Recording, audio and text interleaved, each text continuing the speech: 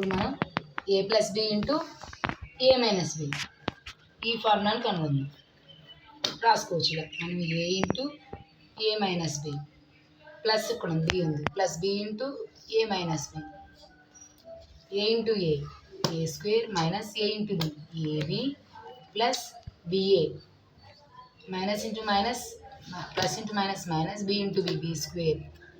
ఇక్కడ మనం దేర్ఫోర్ చెప్పుకున్నాం ఏబి ఈక్వల్ టు బిఏ రెండు ఒకటే ఎలా రాసినా కానీ ఒకటే అని చెప్పుకున్నాం కదా. ఇక్కడ ప్లస్ ఇక్కడ ప్లస్ మైనస్ సి ఇక్కడ plus a plus minus b plus b కాబట్టి రెండు క్యాన్సిల్ అవుతాయి. మైనస్ ఏబి ప్లస్ ఏబి కాబట్టి a square minus b square అప్పుడేంటి a plus b into a minus b equal to a square minus b square. ఇది formula.